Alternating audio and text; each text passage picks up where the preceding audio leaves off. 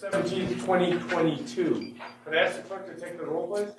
Yes, this is Jeanette Holken for the record, and I'll now call the roll. Governor Sisolak. Here. Lieutenant Governor Burkhead. Here. Secretary Sagaski. I'm here. Thank you so much. Dr. Weldon Havens. Here. Mr. Josh Reed. Ms. Sasha Stevenson. Beautiful, thank you. Mr. Jay Barrett. Let me come back to my do see you online. Dr. Dana Bennett. Here. Thank you. Mr. Ray Spett. Here. Thank you. And for our non-voting members, I have Chancellor Melody Rose. Present. Thank you. Mr. Terry Reynolds. Here. Thank you. And then I have Miss Elisa Cafarata. I'm here. Thank you so much. And I'm just going to come back really quickly. Mr. Jay Barrett, can you hear us? Okay. We still do have quorum, and I'll check on him right now. Okay, thank you. I want to make three introductions here. We have three members who are here for their first meeting. The first is our Lieutenant Governor, Lisa Burkhead, to my immediate left here. Everybody knows her. I've also got Josh Reed. This is your first meeting too, right?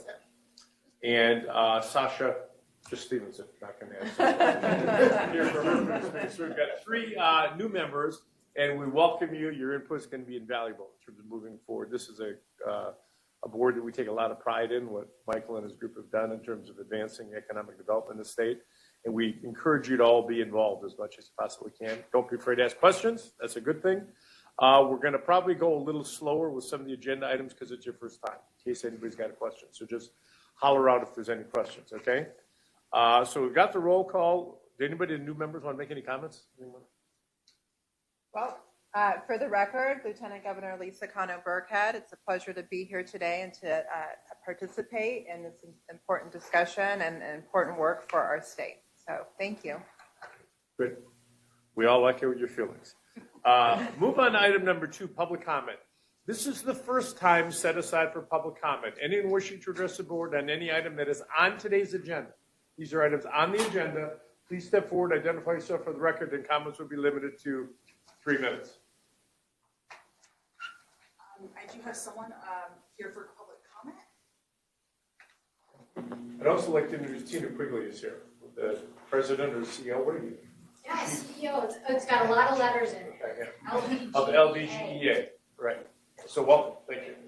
Yes, sir. Hi, Governor Jared Smith with LBGEA.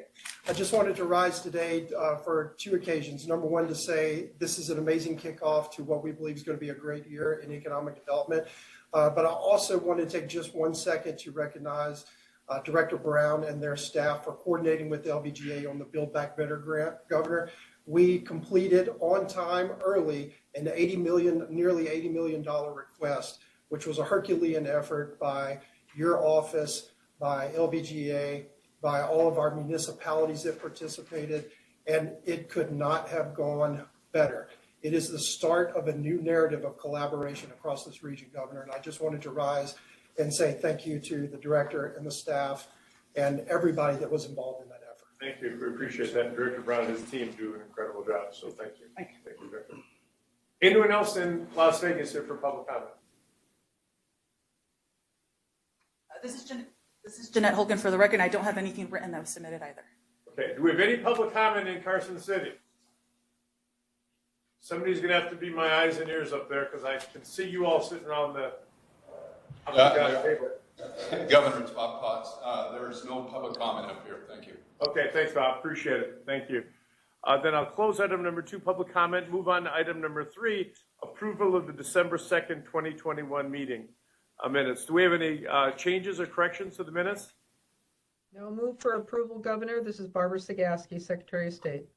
Thank you. Secretary Sagaski moves for approval. I'm assuming that Sasha and Josh and Lisa are going to all abstain on this one since they weren't here. So, That's right.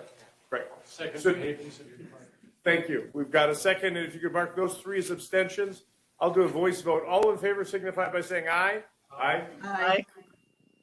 Any opposed? Motion passes. Close item number 3. Move on to item number 4, Executive Director update, Director's report. Director Brown. Thank you, Governor. Nevada is on the move. All our economic indicators are positive. While some states need to focus right now on business attraction, we find that we're spending most of our time trying to help firms with their entry into the Nevada market because of our Pacific time zone location with access to the Pacific ports and eventual access to the Pacific Rim. It really is optimal for helping many meet their business challenges. We have great activity in the key areas of advanced manufacturing, logistics, operations, and energy, health, and that also would include lithium. Our system is regionally deployed, so we have regional economic development authorities. The governor recognized Tina Quigley, who will be leading down here in Southern Nevada, the Las Vegas Global Economic Alliance, for which we are really appreciative to have someone of her experience. And then Jeff Sudich from Nevada, formerly of Nevada Energy, is going to lead in Carson City, the Northern Nevada Economic Development Authority there. I'd like to just touch broadly on 4 topics. In the recent State of the State, the governor prioritized housing, broadband, and child care with $1 billion plus commitment of ARPA funds. Those are strategic investments in people, but they're also investments in economic development. That prioritization aligns with our recovery plan and advice from national experts that the highest ROI we can get in economic development right now is in affordable housing, child care, and broadband. So while I'm not bringing forward very many specific ARP economic development initiatives, those 3 things will be of incredible benefit to the economic development program. Last week, you may have seen the governor launch a statewide business accelerator program. The pandemic's created a once-in-a-generation opportunity for the startup venture capital innovation sector. Now, this is an area that I am 1, maybe 2 generations removed from. And it's also one, I came out of a traditional industry. But during the pandemic, we've had a whole series of these folks move to Nevada, and they want to help our state grow in this sector. Right now, we rank 19th in the state in the nation by one indicator, with Arizona being 18th, Utah being 11th. The largest market for venture capital and this kind of work is in California, right next door. They want to help us grow that. We actually have the brick and mortar innovation at Blackfire and downtown Las Vegas and up in Reno.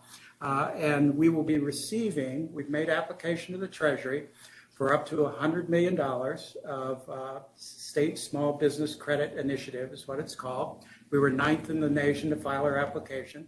And so this is the moment when I think we can really grow this sector, and we have an energetic group of entrepreneurs that want to help us. And so later in this board meeting, I'll propose that we channel their energy through a subcommittee of the board.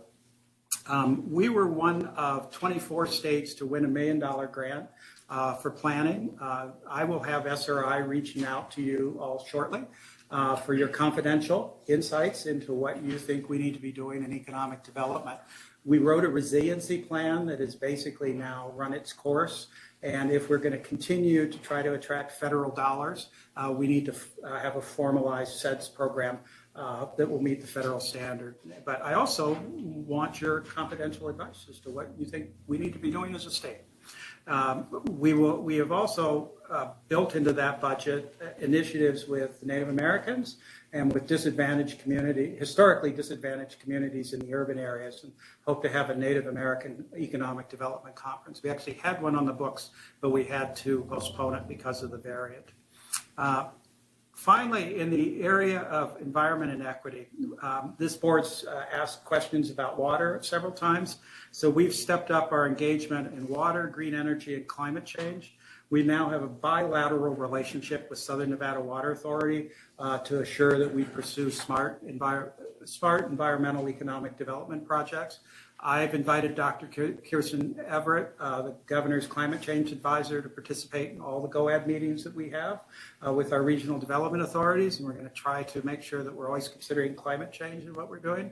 And then finally, they have re-energized the Nevada Clean Energy Fund, and we'll be bringing that person also into our planning. On the equity side, like I say, we started to engage with the tribal nations for the first time ever in economic development and continue work in disadvantaged communities. Environment and equity issues will continue to be priorities as we pursue what I like to call a rebalancing of the Nevada economy through diversification. And that's my report, and I'm glad to answer any questions, but thank you. For those of you who didn't, water is not something that we normally used a lot, took a lot into account when it came to economic development. And if you're, I mean, we had the two can companies that I didn't realize use so much water until we got into the meeting here.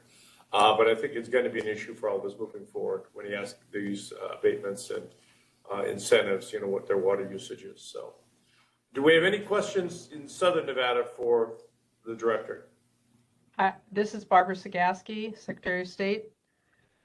First of all, Governor, I'd like to thank Director Brown and his staff for talking to me and my staff and going through all of this, these agenda items with us. So I want to thank you very much. He was very informative, and it was a pleasure to talk to him and get to know some of the issues and what's going on. So thank you, Director Brown, very much for that. You and your staff were delightful. Also want to reach out and let you know that the Native American, Scott Anderson, my chief deputy, he is very involved with the group. And he would be an asset if you need any help or anything with the Native Americans. He's really been good and been talking to them on a regular basis. And so I just wanted to reach out and let you know that our office is very involved and we are working with them on election issues. But I know that there's other issues that his expertise would be truly gratefully used. So thank you very much. Thanks, Governor. Thanks, Secretary Sagaski. Anyone else on the phone or up north that would have a question for Director Brown? This is Bob Potts again. There's no one up here in the north. Thank you. Thanks, Bob. Appreciate it. Okay, I will close item number 4 then. Item number... We want the metrics report with Chelsea Warburg. Yeah. Chelsea Warburg will present the metrics report. Yes, thank you, Governor. Chelsea Warburg for the record. Jeanette will be bringing up the metrics report for everyone to see shortly. And I apologize for those in the north. It's a little bit small on the screen here. We do have extra copies on the table if you'd like to see it. I don't believe it's up yet, but I'm going to go on anyway. So there are several statistics here that are annual versus quarterly, so I will point those out as we get to them so it is less confusing for you all. But beginning with the number of assisted companies for all of 2021, there were 84 companies, which was split even between incentivized and non-incentivized companies. That's up 68% over the prior year. Looking at the number of initial jobs from those assisted companies all throughout 2021, they hired 5,695 employees, which is up 79.4% from 2020. Looking to the build out of jobs that are expected from those companies, we anticipate 10,700 employees, which is up 102.6% from the prior year.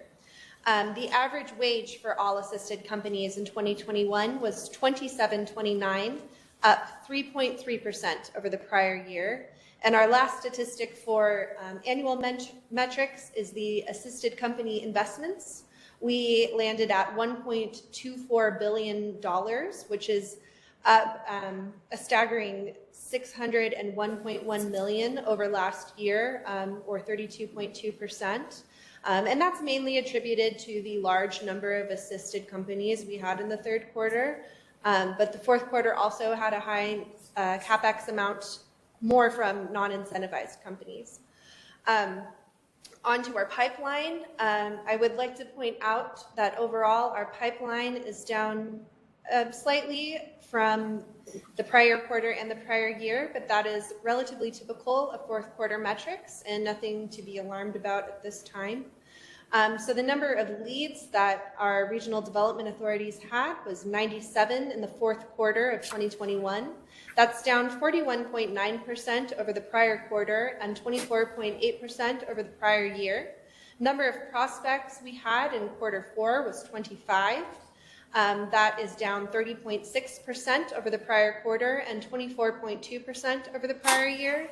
And finally, the number of wins that our RDAs brought in were 17 companies, which was down 34.6% over the prior quarter and 15% over the prior year. And I anticipate we will see those numbers increasing next quarter. Moving on to our other programs at GOED, our Global STEP Grant, which is a 2-year program, is in the 5th quarter of the biennium. There are 121 jobs cumulatively that were created through that program and $15.7 million cumulatively in export sales from companies aided through that Global STEP grant. Our emerging small business program for July through December 2021 had 88 contracts, which was down 67%, and $3.8 million for the total value of those contracts. Our rural community development block grants for fiscal year 2021, there were 8 grants. That's down 20% over the prior year, but the total available funding for allocation is up 22.1% at $3.4 million. So we do give less grants out, but they are of higher value. The Procurement Technical Assistance Center had a total of 1,394 clients in the 2nd quarter of fiscal year 22. That is a 5.6 increase over the same quarter in fiscal year 21. And there were $86.9 million as a total award amount won by active clients, and that was up 14.9% over the prior year. Finally, our Nevada Film Office for the 2nd quarter of fiscal year 22 had 116 productions, which was up 65.7% over the prior year. And their client satisfaction survey brought in an average score of 101.4, which comes from a range of 100.9 to 101.5. So that is nearly as high as it can get. Thank you, and I would be happy to answer any questions. Do you have any questions from any board members? Thank you. Governor, please ask a question. Yeah, for those of you that if you want to speak, you got to touch these microphones to make sure you're green. I technically right there. Appreciate it. Just one quick question. And also, you identify for the person who keeps the records, we've all got to identify ourselves when we're remote like this and get done with stuff. Great, thank you very much, Governor. Ray Speck for the record. Just a question on the number of prospects. I understand reality in the 4th quarter. I understand the pandemic, but the trend has been going down significantly for a while now. And I look at leads that's been there's something else besides the big increases we should be aware of. There was definitely an Omicron variant effect in visitation. But at the same time, what we're seeing is that the energy is a record level of folks wanting to connect to the system. And so we had a site-selected through here, kind of as that sector comes awake and business travel begins again. So we're seeing the activity, and we're also seeing larger scale projects. So some of the folks that we're talking to are substantially larger scale projects. Any further questions on the report? Governor? That's right. Okay. Yep, You got it. Hi, Josh Reed. Just a question on remote work. Do we have any metrics to account for increasing remote work? How that's affecting the workforce, like coming from a service industry? It's an enormous issue for us. I don't know if Bob Potts has any comments on remote work. An immediate metric on that. I know we've seen it in the research in general. So this is Bob Potts for the record. So that's an ongoing question. I meet regularly with the Economic Advisory Council, and that's a big question. It's what's going to happen with this transition between, that the pandemic really kicked in, with these remote workers. There are no real solid statistics on that yet, but we're getting a lot closer to those. They tie in with a lot of the gig worker statistics, right? And so, Mr. Reed, as soon as we get more information, and I'll do some digging on that, we'll get back to you with as much detail as we can, okay? Yeah, and Michael Brown again, and I might add that we, like I said, we're seeing larger significant projects, and we've seen this influx of the entrepreneurial class over here, but we've yet to find kind of a metric to measure it. So, we'll see what we can. Okay. Thank you. Thank you. For our IT people, is that feedback coming from Carson City? All the feedback? Yeah. Okay, yeah. Okay. Steph, will you ask them to mute the room when people in room are? Yeah, we're trying to mute. Randy Brems. Randy Brems for the record. Got you in the record now, Randy. You're officially in the record. I got, just one more thought is that we also had a number of companies that wanted to be on this agenda, but they had to postpone. They just weren't ready. This is an incredibly difficult time in American business to just stay organized and get things moved across the line. So I expect our June meeting will be much longer. Okay, any further questions? Okay, I'll close item number 5. Sorry, Governor. Yes, sir. No. Go ahead. I don't know if they're gonna go through the other pages, but I think there's one key point. Well, I don't think she's gonna go through, so why don't you do? All right, please do. If we go to page 2, on the right-hand side, the standard abatement return on investment. I think that's a really important point, in my opinion, that we talk about. Because a lot of times people we get asked, or I've been asked over the years, whether it's at LBGA or NDA, why are we doing abatements? Why give away money in our state? I think if we take a look at this, we're not giving away money, but we're actually making investments in our state. And the key point that I'd like to make is if you look at the third line down, right, for every dollar, tax dollar, we get a 7-fold return. And if we go down a couple of more lines, you can see for student education, which is really important to us and we're really focused on, we'd see there's a 4-fold increase on that. So I'd just like to state for the record that the value of abatements that we do in these meetings, that it's an investment into the state's future. Good point. Thank you, Governor. Any further questions? None up here either, Governor. Again, Bob Fox. Okay. Okay, done? Okay. I'll close item number 5 then and move on to the number 6, State of Nevada unemployment rate. Update, Bob. All right, thank you, Governor. Again, Bob Potts for the record, Deputy Director with GOED. I'm just going to make this really brief on the unemployment rate update. The unemployment rate is really important to us because it is how we index our abatements, okay? The break even is at the 7% rate, and this resolution is really put in place to encourage job creation into counties with high unemployment.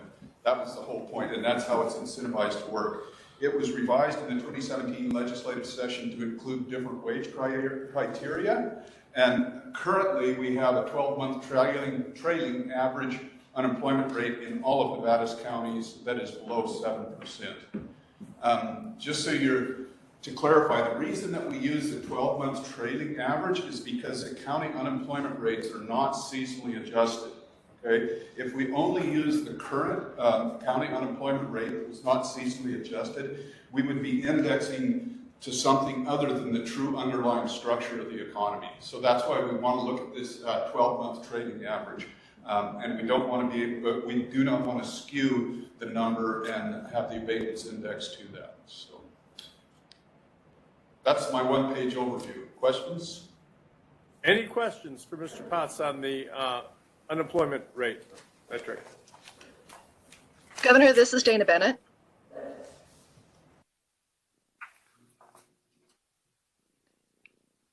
Mr. Potts, I'm hoping you can hear me. I didn't hear a response. You're muted now, Dana. Mr. Potts, I'm wondering. Oh, great. Thank you. It seems like it has been quite a long time since every county was under that 7% rate. And this is probably an off the top of your head type of question. When was the last time that every county was under that number? Pre-pandemic data. Plus. Yeah, prior to the pandemic, in 2019, we were in this same place, right, where the unemployment rate, where everybody was below the 7%. It's when we went into the pandemic and we had to, all the essential, non-essential, keeping people safe, is when we dip into this, and that's part of the reason why it's taken us a bit of time to get back out of it again. But we're in a very solid place going forward. So I think that's very good news. Thank you. Certainly is. Any more questions? Okay, seeing none. We'll move on to item number 7, Workforce Innovation for New Nevada WINN Fund Program for Board Approval. Yes, thank you. I'd like to introduce Stacy Bostrick from the GOED staff, who leads the WINN program for the new members of the board. This is a fund that we have within the office to kind of bridge companies that are coming to Nevada or specific workforce needs in the economy, where she partners with higher education and the private sector to try to fill those gaps. Stacy does an amazing job at this. It's sometimes very complicated needle to thread. It's just to align a business year with a calendar year, or business year with a fiscal year with an academic year. It's a complicated thing to do, but she does a great job at it. And she's also serving on the AB 450 committee that's looking at our community college system. So if any board members have thoughts on community colleges, Stacy, I'm sure would love to hear them. But she's bringing forward a proposal today that I'll let her outline because she developed this herself. Thank you, Director. Stacy Bostrick for the record. Director Brown alluded to, I'm the Director of Workforce Development at GOED. So I'm really excited to share just some background on this program before I hand it back to the board for any questions. Western Nevada College is in our Carson City location, and they're bringing forward an application to address some commercial driving training needs in Northern Nevada. So I just wanted to share that our research team, through our in-demand occupation analysis, has rankings, and we rank this occupation in the top 100. So that means a lot of different things, but I think one of the most important pieces is to share that we are well below the national average in terms of this talent pool, over 4,500 to be exact, in terms of the national average. So there's clearly a need for us to invest in this space. It's a priority both for GOED and for our WINN fund. As Director Brown alluded to, our projects require partnership. So you'll see in the application that Western Nevada College has done a lot of legwork in partnering with employers, but also industry stakeholders, including folks like the Nevada Trucking Association and Women in Trucking. So this isn't just employers, it's kind of the big picture. So I think that's something to applaud. And staff is in support of this request. So what we have in front of you today is a request for budget authority from the board. We bring things to the board when they're over $100,000 in terms of a funding investment. This is a $400,000 request. And what this does is develops an additional site. So they've done a proof of concept satellite location, and they're adding a location in Carson City. So this is a second location to expand capacity that basically a program already has a waiting list. They'll immediately commence program development and expect the first cohort to enroll as early as September. So we've got a nice A team up in Carson City. Thank you for joining us. Dr. Kyle Delpy, who is the interim president, Nikki Gladys, the executive director for advancement, April Heisel, who's a grant coordinator, and Lauren Slamenda, the continuing education coordinator. So I'd like to turn it back to the board if you have any questions, but we are here to answer anything you have. Okay. Do we have any board questions? Where's the $400,000 coming from?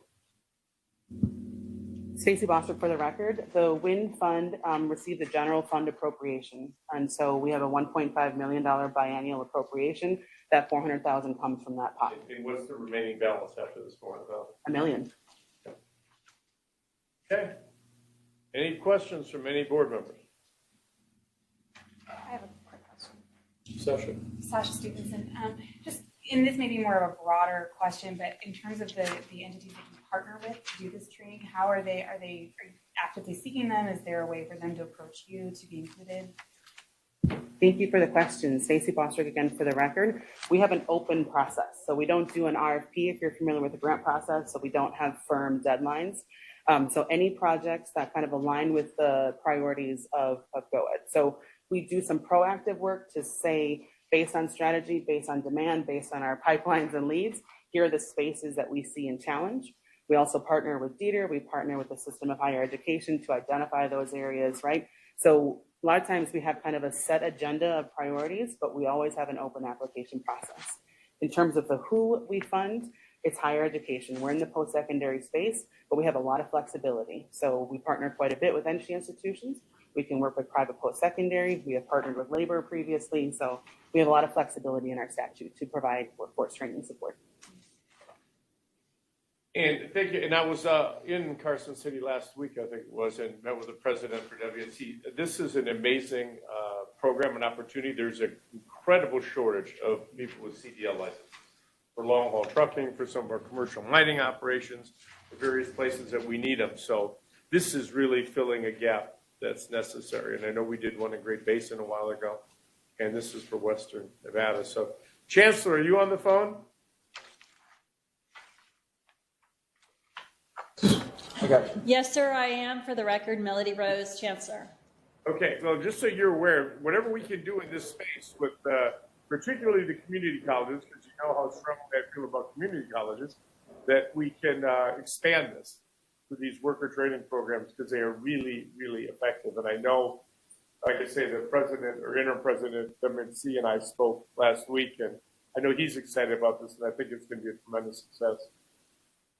Well, thank you, and I support the application wholeheartedly, and I agree with you that it's a necessary component of our workforce development efforts. And we've been talking with Stacy some about how to expand the number of applications to the remaining WINN dollars in the coming weeks and months. So I think you'll see some additional applications coming forward soon. And thank you. Thank you. Stacy, when does the 1.5 million, when the remaining 1 million expire? Does it revert in July? Governor Stacy Bostwick, for the record, that is correct. It does revert. Okay, Chancellor. You got 3 months. I'm on it. Okay, I'm on thank you very much. I don't want it to revert. Yeah, just a point of information, biennium, at the biennium. So June 30, 2023. Oh, okay. Yes, yes. Well, now you got a little bit more time.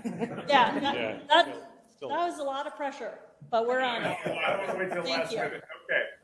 Do we have any further questions on item number 7? Do I have a motion to approve the $400,000 for item number 7? I move to approve.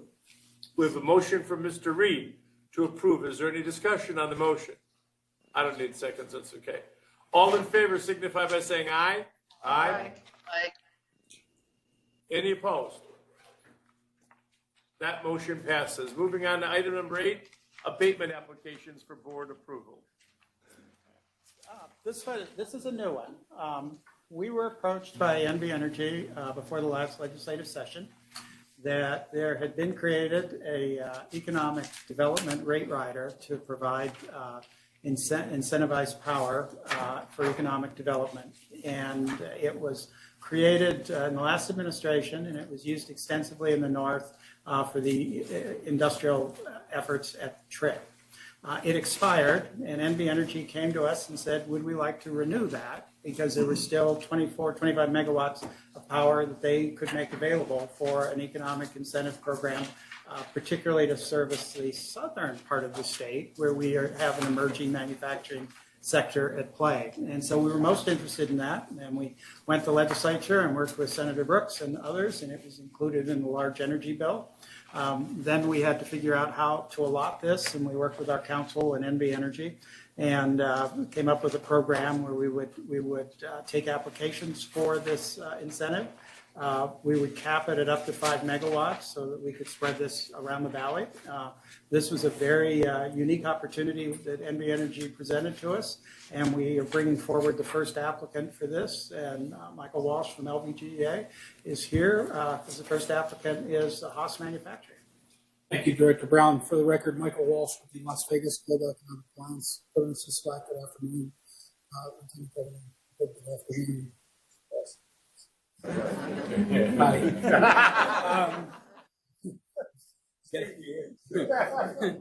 Good afternoon, Secretary of State Sagasti, Director Brown, and for the record, Michael Walsh with the Las Vegas Global Economic Alliance. I'm here in support of the HAAS Economic Development Rate Rider application. Present with me today is counsel representing HAAS, Baird Fogel from Morgan Lewis, and Kurt Medford from Davis and Van Cleve. They're available to answer any questions that you may have. This application has the full support of the Las Vegas Global Economic Alliance. I'm going to turn it over to Jeannie if you have any there's any questions. Hey, Governor, members of the board, for the record, my name is Baird Fogel, and I proudly represent HAAS Automation.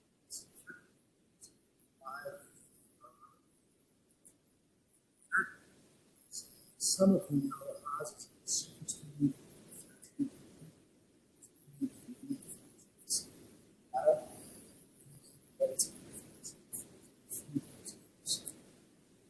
manufacturing facility, 2,000 plus, all the city state. Can't hear anything, Governor.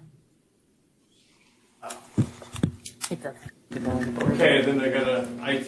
Can you pump the volume up? Switch. Yep. Switch spots.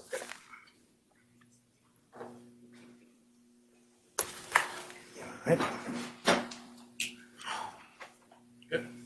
All right, for the record, this is Baird Fogel. Can everyone hear me now? Secretary, can you hear? Yes, sir. Michelle? Thank you very much. Shall I begin again? Sure. I'll just continue. All right. For the record, Baird Fogel, proudly representing HAAS Automation today. Governor, members of the board, we're here to support the revival of the Economic Development Rate Rider. As some of you know, HAAS is a machine tooling and manufacturing company that is relocating its manufacturing facilities from California to Henderson, Nevada.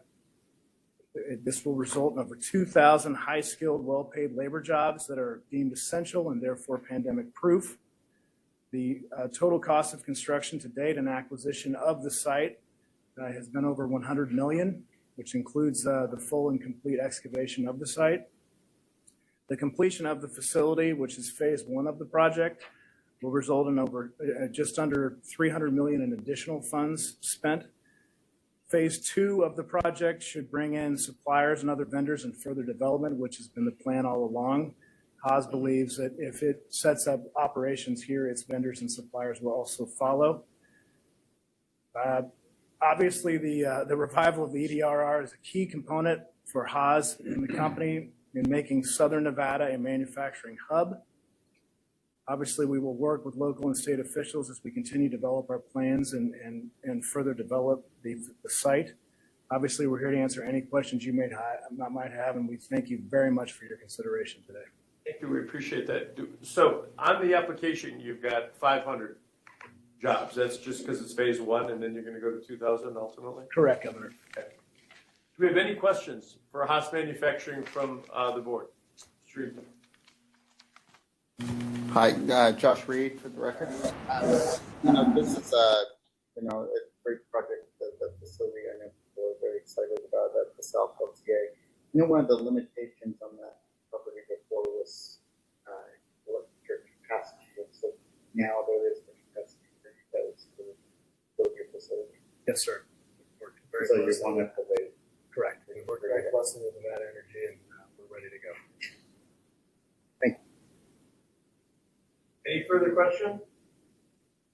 No, but this is Barbara Sagaski, Governor, and I didn't hear anything that was transpired between the two of them, but it's okay. Thank you. Just wanted you to know that the mics aren't flattering. Okay, if we can work IT on the mics, or Randy, you want to help out here, please? I'll enunciate. Yeah. You want me to restate? The question was regarding energy capacity out there, and they said they have energy, but I do have a question about water, since we brought that up at the beginning. How much do you use? I don't have those numbers with me, but it's not a great deal. Okay. Water is not a concern for at least this facility. Okay, good. Thank you. Do we have any further questions in Northern Nevada or on the phone or down south here? This is Bob Potts again. There's no questions here in the north, Governor. Thank you. Okay, thank you. Then I'm going to take a motion. I'm going to ask Phil to make a motion, please, so the new members can see how you have to make it with the different specific the abatements. Spec, can you do that for me? Yeah, Mr. Ray Speck, I'll make a motion to support the incentives for the sales tax abatement, modified business tax abatement, personal property tax abatement, Governor. Okay. So those of you that are new, the motion has to specify each of the abatements that we're giving. Yeah, Yeah, the only question I had, Governor, is old school this way. There's something new here. I want to make sure I didn't miss anything, Michael. Christine, do we need to mention the rate rider on that one? Yes. Yes. And I would like to add, if I may, Governor, the rate rider to. Okay, got it. So each of the abatements or allowances have to be mentioned. Do we have any questions on the motion? Governor, this is Barbara Sagaski, and unfortunately, we couldn't hear the motion. I know it's general, and I know what it had in it, but just for the record and for us, could you just repeat it, please? Thank you. Yeah, can you hear us in Carson City? Is it just on the phone you can't hear us, or what? We can hear you fine right now, Governor. There's a couple times it's been a little bit sketchy, like when they traded places. That really helped. Other than that, it's been okay. Okay. The motion. Okay, Michael, good. So is it okay, over here. It's one of these? Okay. Okay. Go ahead. Okay. Governor, it's Ray Speck. I'd like to make a motion, change the motion to the economic development rate rider that was presented today. Did you hear that, Secretary? Yep, thank you. Got it. Good, okay. We have a motion on the floor. Is there any discussion on that motion? Seeing none. All in favor signify by saying aye. Aye. Any opposed? Motion passes. Thank you. Governor, I think I'd also say Jeff Brigger, who's with us today, did an enormous amount of work to make this happen. Thank you. Much appreciated. Thank you very much. We appreciate it. Okay, item B, Airgas Safety Incorporated.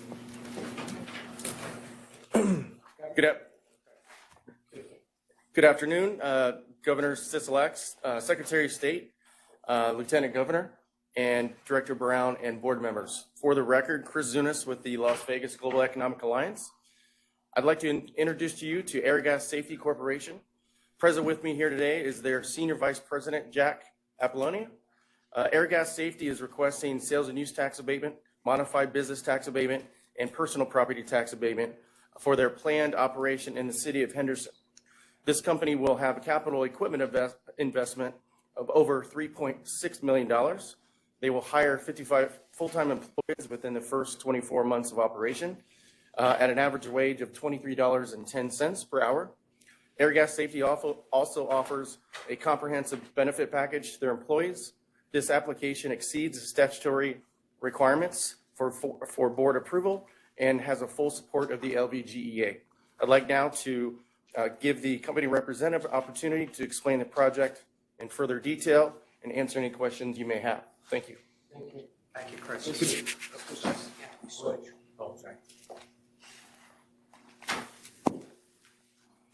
Good afternoon, Governor, everyone.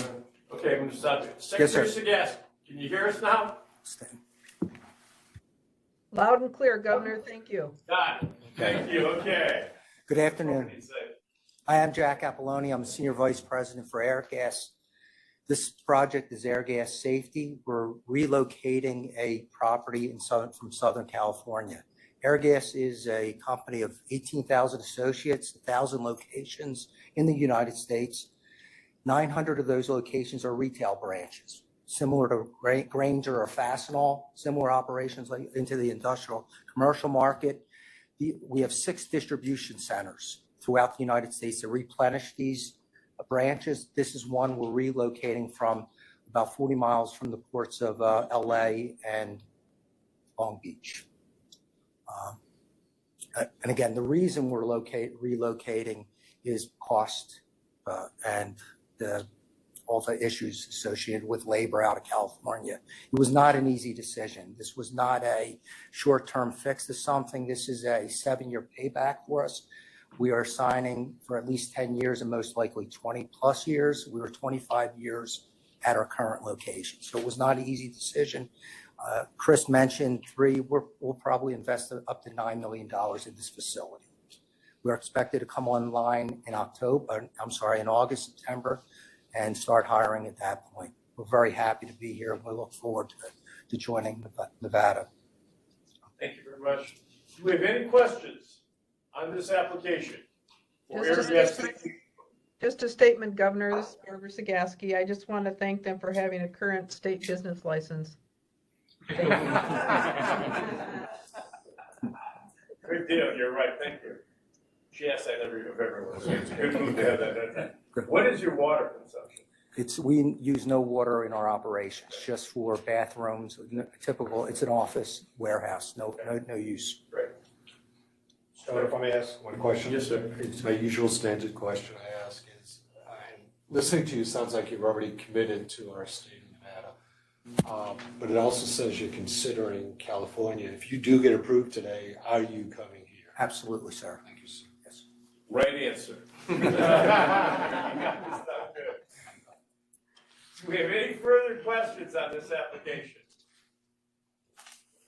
Hearing and seeing none, can I get a motion? Stevens moves to approve the sales tax abatement, modified business tax abatement, personal property tax abatement for Airgas Safety, Inc. Thank you. We have a motion on the floor. Any discussion?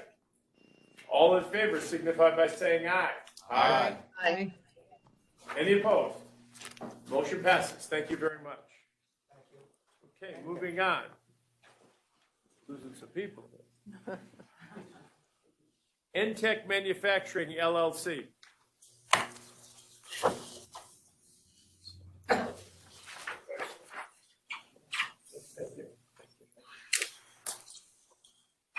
Yes, good afternoon, Governor Sisolak, Lieutenant Governor Burkett, good afternoon, Secretary of State Sagaski, Director Brown, Board, and per your earlier comments, Governor, I'd like to recognize my President and CEO, Tina Quigley of the LVGEA. Boy, you're good. Again, for the record, Michael Walsh with the Las Vegas Global Economic Alliance. I'm excited to introduce you today to ENTEK Manufacturing. Present with me is their CEO and owner, Larry Keith, and their CFO, Peter Okloja. I'm going to let them talk about the company, but a little brief history here. First, they're requesting sales and use tax abatement, modified business tax abatement, and the personal property tax abatement. ENTEK Manufacturing LLC will have a capital equipment investment of $10.8 million. They will hire 53 employees within the first 24 months of operation at an average wage of $29.44. They also offer a comprehensive benefits package to their employees, and this application has the full support of the Las Vegas Global Economic Alliance. ENTEK designs, gentlemen, if I mess up, you kind of pick me up, designs, manufactures, and installs twin screw, co-rotating extruders, wear parts, and turnkey plants for both energy storage and a variety of other customers who produce products such as biopolymers and products made with recycled plastics for the building industry. I would now like to introduce Larry and Peter to explain the project in further detail and to answer any questions that you may have. Thank you very much. Appreciate it. This is fun. Yeah. Helps with your steps. Good afternoon, and thank you for letting us come and tell our story here. I've been with the company for about 36 years. Could I ask you to identify yourself? Oh, sorry. Larry Keith with ENTEK. Thank you. And this is Peter Okloja with ENTEK. I've been with the company about 36 years. I've lived in Oregon all my life until 3.5 years ago. People ask, why did you move to Las Vegas? And two reasons. The first reason, I had a major event that brought me a lot of income, and I decided I wanted to go somewhere else. So I looked at all the states that didn't have income tax and chose Las Vegas. And I never had intentions of building a plant here, but however, I've been here, and our headquarters is in Oregon, and it's become extremely difficult to do business there. There's first of all, it sure feels like the state doesn't want manufacturing there, as difficult as it is to do business. Secondly, the labor pool is terrible. I've had open positions of as many as 100 positions for the last year that I can't fill. So we decided we've got to expand, and we looked we hired a company to go look at the labor pool, and here it is in my backyard that I never intended to come. And so we did some trials, hiring trials, and turned out there's a good labor pool for what we do. We manufacture machinery for the plastics industry, as you mentioned, Michael mentioned, and we're also in the energy storage. Our biggest company is in energy storage. So we manufacture a microporous membrane that goes in almost any kind of battery made. So about 85% of the cars in the country have our product in it. The company that we're building here is going to make the machinery that we use to produce this product. We have 8 different facilities around the world. We're going to be building 2 really large facilities, somewhere between Texas, Kentucky, Tennessee area to support the lithium-ion battery, the growth that you see all these auto companies do. So this plant here will build the equipment for that. And Peter, I don't know if you want to jump in. Yeah, I think the other thing that I'm new with the company, so Peter O'Clubshire for the record, CFO with ENTEK. I've been with the company for a year. We're super excited about the market overall, and when we did our site selection here, the access to labor, qualified labor, so we have highly sophisticated equipment that needs to be run, and access to labor is coming from this state as well as attracting a lot of talented folks from California. So we've hired our first 10 folks, and more than half of those are transplants from California and moving here for the obvious reasons I think that everybody's been talking about. So that's been great. But I think we're super excited about the opportunity here, access to labor, working with the state office here in terms of getting us access, and to Larry's point, feeling welcome. It's kind of a unique experience for us, and I'd like to thank Michael and the team for all the work that they've done. So. Thank you. We appreciate you. Do we have any questions for ENTEK Manufacturing from any of the board members? Not a question. This is Barbara Sagaski, Secretary of State. I just want to thank them again for having a current state business license. So that's a plus. Thank you. We also have our Henderson business licenses. Here's on top of this. Go ahead.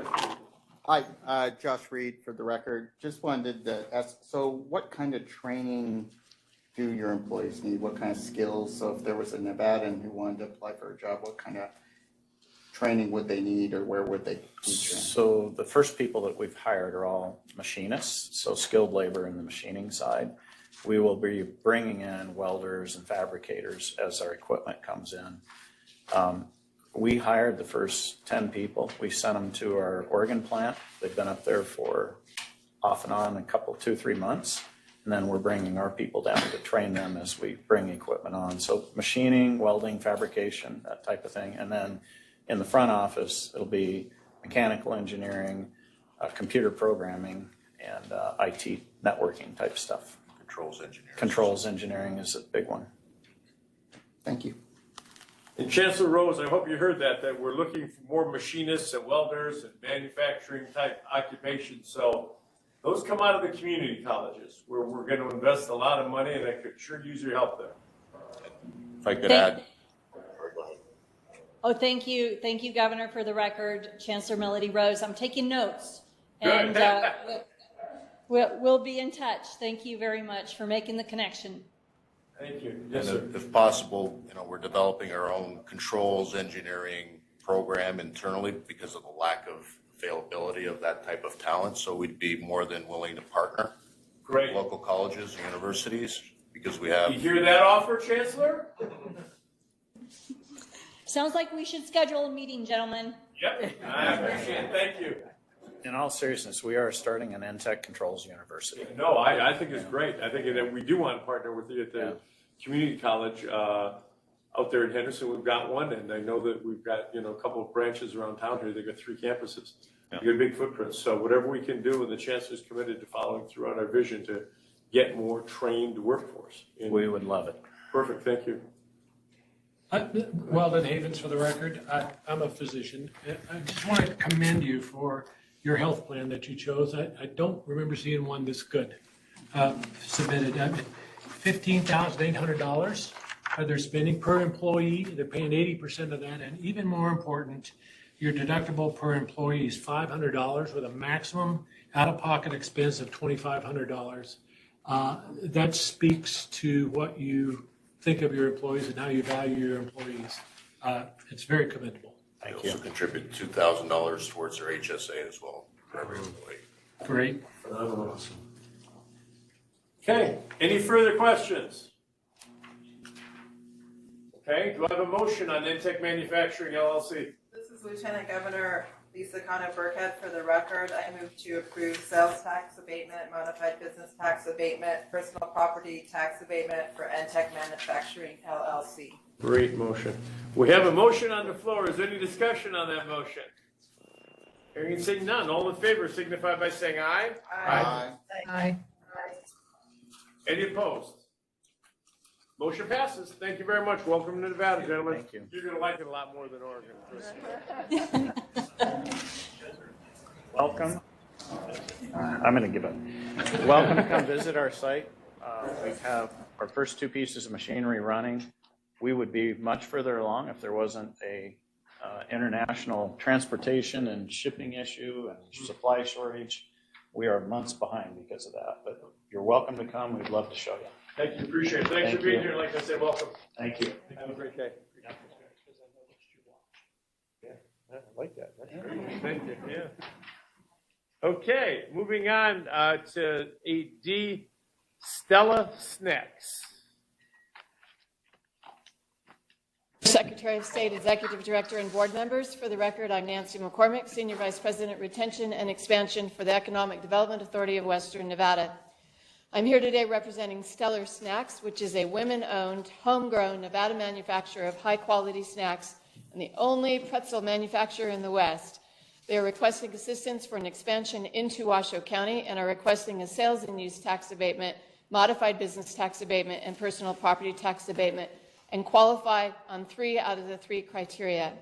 Stella Snacks is known for their commitment to community and has partnered with education, including TMCC, supported local nonprofits, and works to create a culture that accommodates, embraces, and empowers all. They believe that team members' differences and diverse experiences make the company stronger as a whole.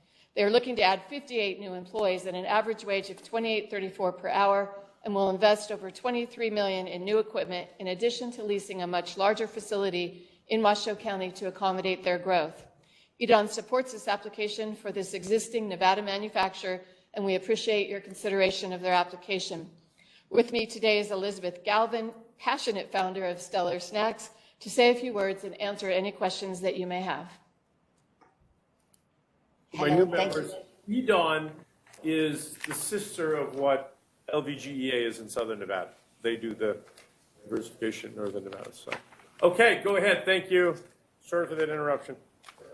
Thank you very much. Nice meeting you, Governor. I am French, so I do have a strong accent, and I cannot do nothing about it. So if you do not understand, I always say nobody is perfect, right? So, but thank you very much. I'm very proud to be here.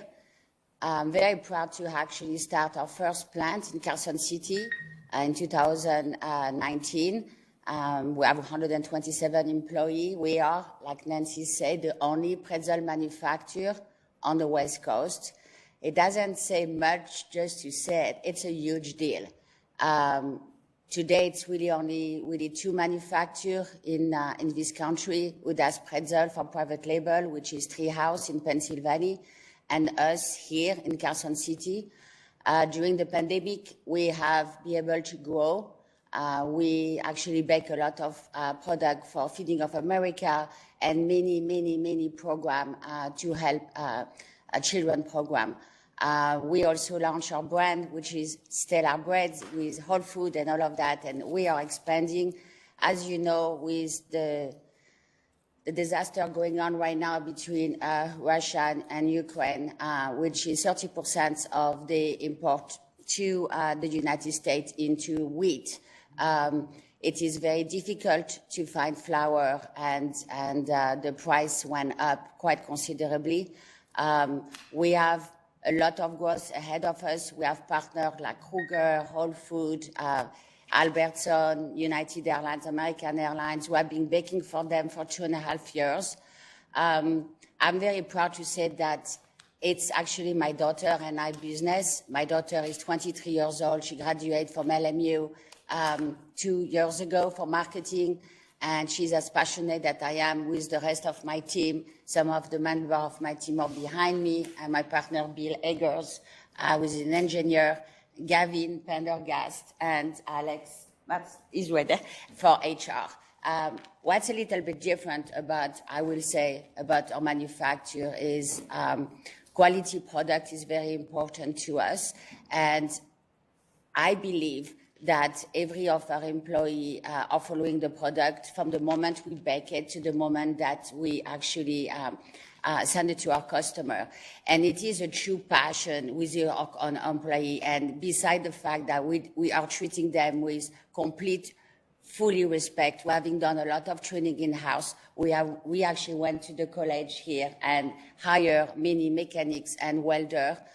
We have actually a project with the TMCC because we like to probably go to Reno. We are in negotiation with a big plant, which is 475,000 square foot on Lear Boulevard. And we will actually do an apprentice program with the TMCC and also with UNR, which I already started conversation with.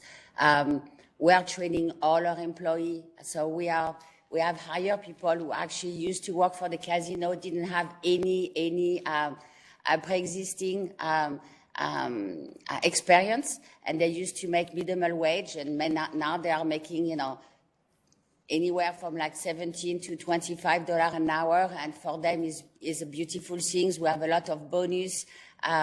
We're helping employees. I personally had to rent a lot of apartments in Carson City, and with the company also with Stella Snacks, so we can actually help our employees to find a home. I also have a good friend who has a dealership in Reno, and was able to buy some car and help my employee to get some car, as it's very difficult for some of them to actually be able to have a good credit because they're starting from scratch. And so we want to help them and empower them because they do need a home and they need to have a car. I will continue to do the same thing I done in Carson City, in Reno, if I can go to Reno. And I really appreciate and have the, really very honor to be able to continue to expand and to grow and continue to feed America. And with our pretzel and our cracker, which is in big demand. And one thing I will say to you, Governor, Pennsylvania used to be the icon, the state of pretzel in this country. And I can tell you today, with that expansion, Nevada is going to become the icon of the pretzel world in the U.S. Pretzel icon capital of the world. I love that. Yes. Slogan for the state. Forget the silver state. Let's make it the pretzel state. We can do a lot more pretzel. That is wonderful. Yeah. No, that's not an official position. I really want to bring you guys some pretzel today, but I was told not to, and I would love to be able to. I will actually love to send you guys a care package because yes, you can find them in Whole Foods, you can find them in different places, but I would like to send a care package to all of you so you understand how we bake them, how they are so delicious, and on the top of it. We are, a minority business. We certify women-owned. We have all the accreditation. We're organic certified. And I will say that during those challenging times, your help will be very, very appreciated because our goal is to continue to grow and then become the biggest manufacturer of pretzel in this country with your help. Thank you. I appreciate it. I'll get with Director Brown here. I don't know who told her she couldn't send a sample. But I want to commend you because it's a woman-owned business. I'm a startup. I mean, that is absolutely incredible. I'm so happy and proud of you for what you're doing. So thank you for making Nevada your future home. Do we have any questions from any board members? Governor, this is Barbara Sagaski, Secretary of State. Yes, Secretary. I thought it was great enough that she had a current state business license. but she has pretzels that are called Babs. And Yes. I just wanted to know where we get any of these stellar pretzels. You've got I'm looking at the page that has all these beautiful bags of pretzels. And then the two Babs. You've got a hot smoked barbecue and a country style Babs. But the other four, I haven't seen them anyplace, so I'm wondering, where are you selling them? So our bread, which is our vegan line. So you will find that in Ralph, and in Nevada, you will probably get them in Costco in the next, I would say, 45 days. And then also many different local merchants. And then we are in HEB. I just came back from Dallas. We are in Chicago with different place in Kruger. Nevada was a little bit challenging because it's part of California Family Division of very large, like Whole Food, and so that is actually coming into June. But you will actually see our product at Costco. It's a 2-pound box, and it's beautiful. And then one thing that you need to know is my daughter had a concept that everybody loves, is every package, and you can see that on the artwork, is actually designed by a young artist. And so we are actually promoting young artists who just graduated. And we have people all over the country, and they design, and in the back on the QR code, you can follow their gallery. And these artists actually got their job because of promotion due to our snack that is actually flying on Alaska Airlines, on United Airlines, on American Airlines, and in negotiation right now with Delta and JetBlue. So if you, Babs, the reason for Babs is because my nickname, it's Babette, and my daughter came up with Babs Pretzel, and you can find Babs in many of the gas stations. So it's a blue and red package, and they're both absolutely delicious. Just be careful on the spicy one. It is spicy. Is why I say don't get bites. It is, but it's really wonderful. And today is St. Patrick's Day, so first of all, happy St. Patrick's Day to all of you. And I wish you had your pretzel. I will send them to you, but this is a great day to have a good beer and some pretzel. Well, I'm looking Thank you, at your Governor, letter here, and under your name it's got passionate founder. You could not say it. You could sell anything, Elizabeth. You're amazing. I'm very excited about you. What an amazing application. Go ahead, Secretary. Thank you, Governor. I just wanted to thank you and thank her so much for the explanation and where we can get them, and that Costco's is going to be carrying them, and we'll look forward to seeing them. But congratulations, and very proud of what you've accomplished. Thank you, Governor. Thank you. We appreciate it. Do we have any more questions?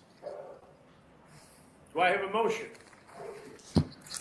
This is Sasha Stevenson. I move that we approve the application for sales tax abatement, modified business tax abatement, personal property tax abatement for Stella Snacks LLC. Boy, you guys got this stuff. I really love it. Thank you. We have a motion on the floor. Is there any discussion on the motion?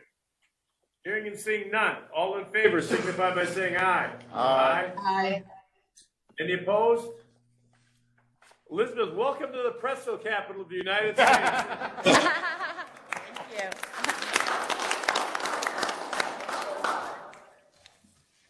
But can I send you some pretzel?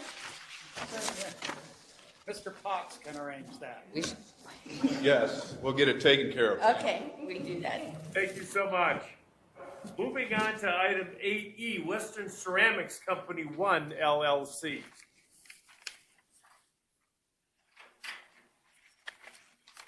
And board members. For the record, I am Amy Miller, Business Development Director for Northern Nevada Development Authority. It is my great pleasure to introduce Nick Goldberg and William Timothy with Western Ceramics Company 1. NNDA has been working with Western Ceramics for several months, assisting them in establishing their operations in Lyon County. They are applying for sales and use tax abatement, modified business tax abatement, as well as personal property tax abatement. Mr. Goldberg from Western Ceramics is here to tell you more about their operations, and after he is done, we will be available for any questions. Nick, are you on the line? Hello, yes, I'm here. Is everyone able to hear me? Yes. Great. First of all, thank you, Governor Sisolak and the Governor's Office of Economic Development for having us. Lilac is very excited to grow our operations in Nevada, and we're very pleased to be speaking with you today. My name is Nick Goldberg. I'm the Chief Operating Officer of Lilac Solutions. Also at the meeting today is Bill Timothy, our Vice President of Manufacturing. Western Ceramics, the applicant, is a subsidiary of Lilac Solutions. Lilac is a lithium extraction technology company. We were founded in 2016 and currently have 60 employees based in Oakland, California. Lithium is an essential and irreplaceable element for electric vehicles. So as all major car companies go electric, demand for lithium is skyrocketing, and the federal government has designated lithium a critical mineral. Lilac has developed a new, modern, high-performance technology that dramatically improves the efficiency and environmental performance of lithium production. The core of our technology is a patented ceramic material that we produce. This material can selectively absorb and release lithium from the natural brine resources where most lithium is found.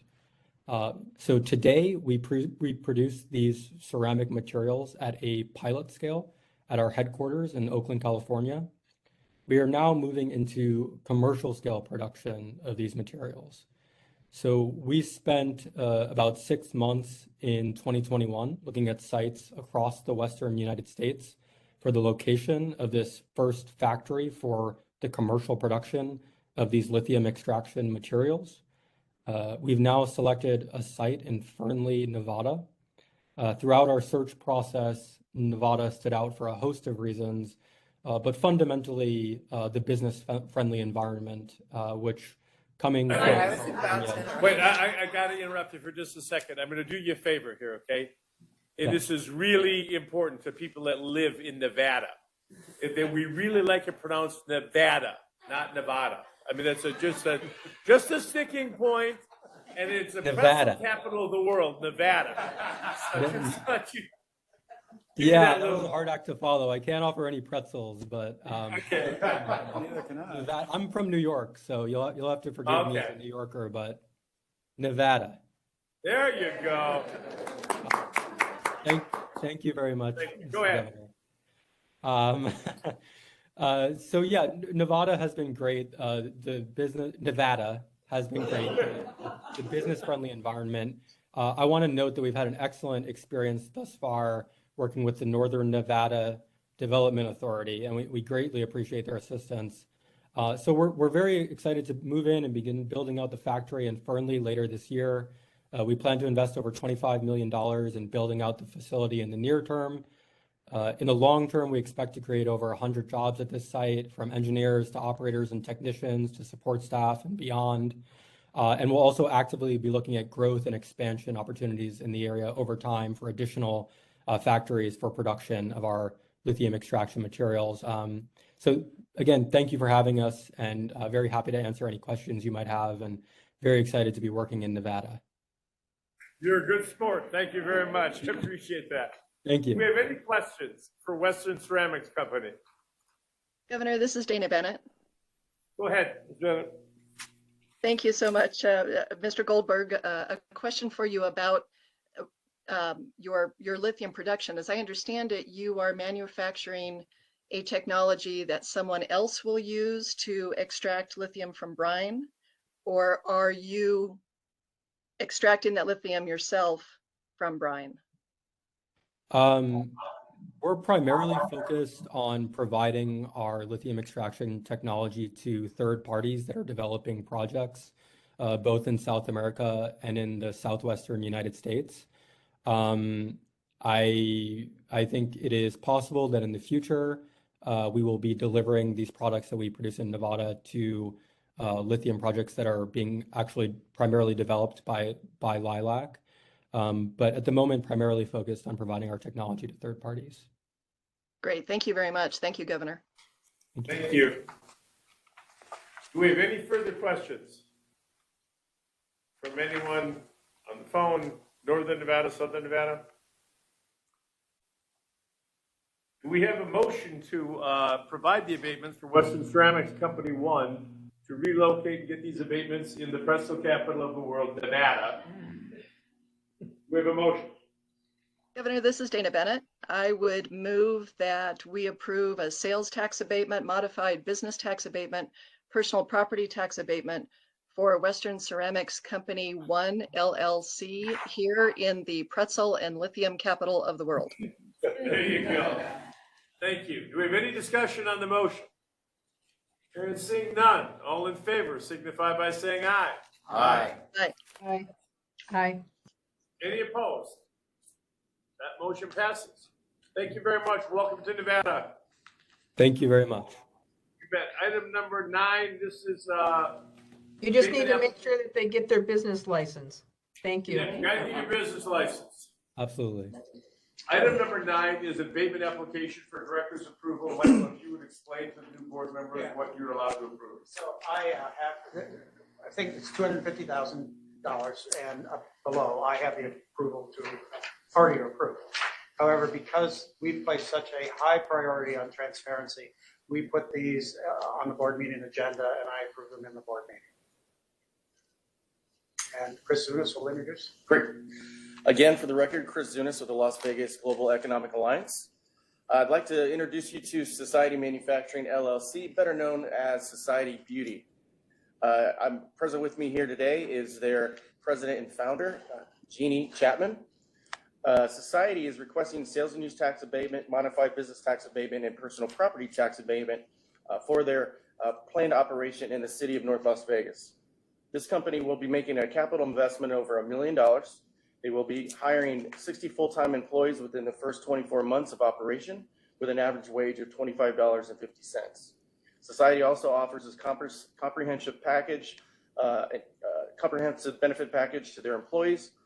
This application exceeds the statutory requirements for board approval and has a full support of the LVGA.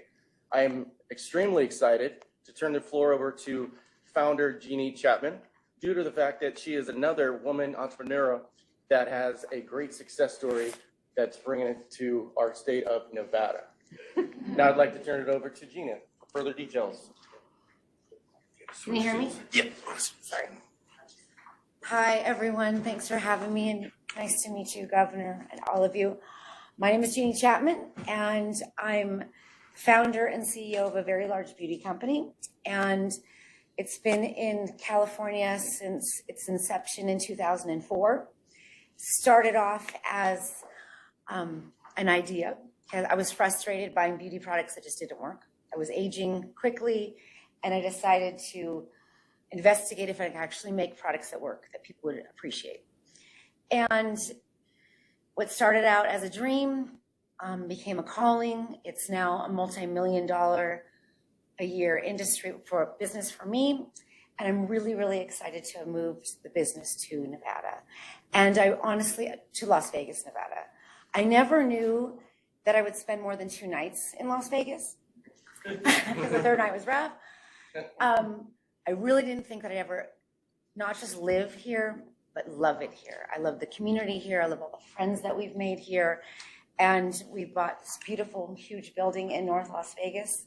Spent more money than I've ever spent in my life, but it's gorgeous. And we just did all the tenant improvements. I've happily moved approximately 22 of my employees from California to North Las Vegas. 3 of the families bought homes, and just so amazing. These are people that never thought they'd ever be able to purchase a home in their entire life, be homeowners. And to give them the money for the down payment and have them buy a home, it's just unbelievable, priceless feeling. So super, super happy to be here. We should be ramping up to close to 80 employees within the next year. And we've already hired some people from Nevada that are fabulous workers. And we're just really excited to get these incentives and to be here. Thank you. And I appreciate it's another woman-owned business, which is really incredible. It's really encouraging. I love to see that. So thank you. Do we have any questions on this application for Society Manufacturing LLC? Anybody? Okay, Director Brown. Okay, Michael Brown, I approve Society Manufacturing LLC for sales and use tax, modified business tax abatement, and personal property tax. Okay, great. That's it. We don't even have to vote. It's your. Director Brown, don't forget, this is Barbara Sagaski. They need their state business license once they come. Thank you. Yeah, you need your state business license. Okay, thank you. Welcome. Thank you, everyone. Have a beautiful Thank you. Thank you. Happy St. Patrick's. Thanks, Governor.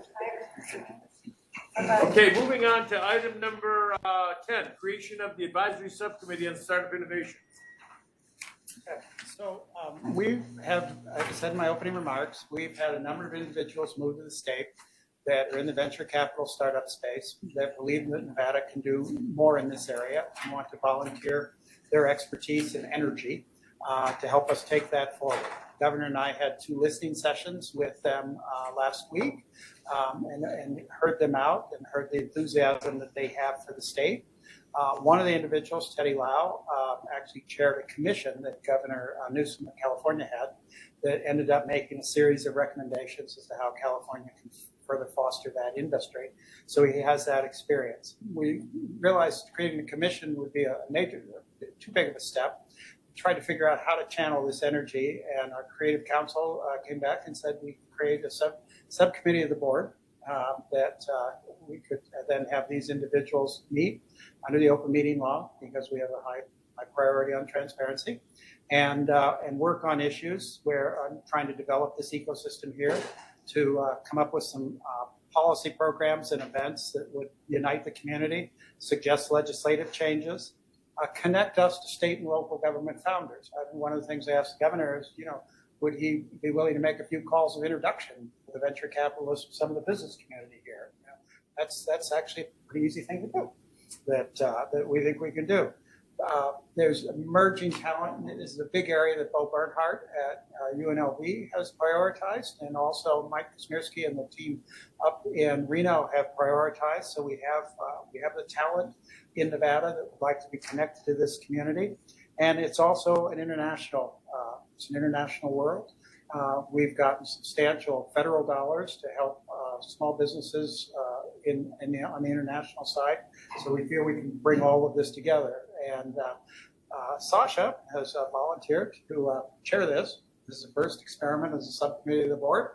And I believe we could also invite other board members if they wish to participate without triggering a GOED board meeting.